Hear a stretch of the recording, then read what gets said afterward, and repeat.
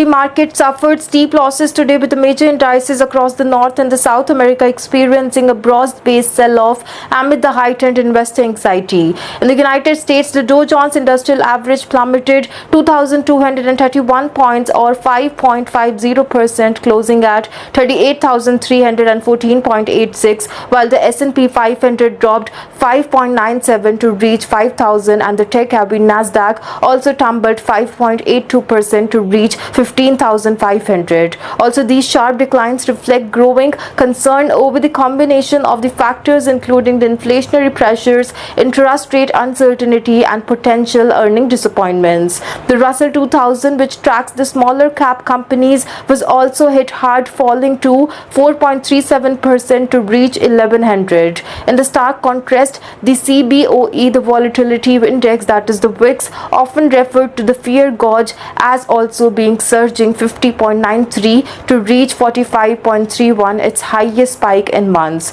Also signaling a dramatic increase in the market volatility, the risk aversion, the investor appear to be rapidly shifting out of the equity and also into the safer assets or hedging their portfolios in anticipation for the further turbulence. Also, the sell-off extended beyond the United States border. The Canadian market were also deeply in the red, with the S&P TSX, also the composite index, falling to 4.69% and the S&P TSX 60 down to 4.44%, reflecting a widespread retreat from the risk across the sector, including the energy, finance, and the materials. The Latin America market also faced significant pressure. The Brazil Bovespa index sank nearly 2.96%, longing of the 3,800 points, while the Chile's S&P IPSA and the Mexico's S&P BMV IPC dropped 2.79% and 8.87% respectively. Today's market action underscores rising unease among investors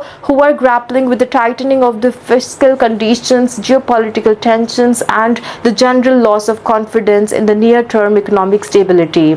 Also, with the VIX sharply rising and the key global indices shedding billions in the market value, sentiments have clearly shifted into the defensive mode. The coming days will be critical in determining whether this is a short-term correction or the start of the deeper, more prolonged downturn. Commodity market reflected a day of divergence with a significant movement observed across energy, metal, and agricultural sectors. Energy commodities faced strong headwinds, leading to the day's losses.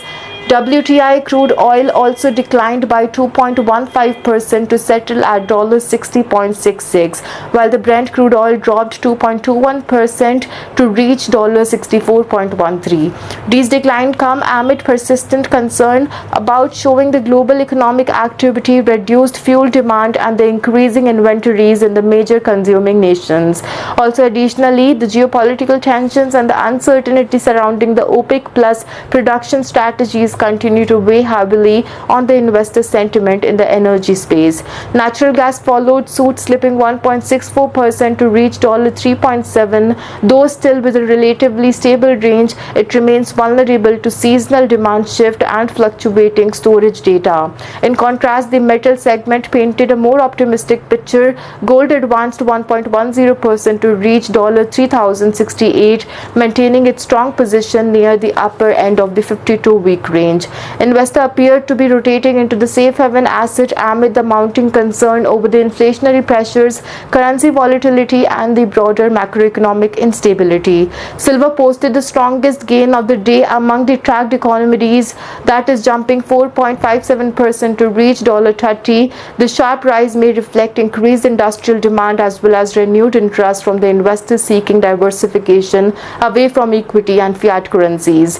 Agricultural commodities also showed resilience, with the soya bean inching up 1.07% to reach $9. The modest rise suggests continued global demand and potential supply constraint due to the weather-related disruption in the key growing regions. The commodity is hovering close to the higher end of its 52-week range, indicating relative strength in the agricultural sector. Overall, today's performance illustrates a clear contrast between the declining energy prices and the upward momentum seen in the metal and the agricultural sector.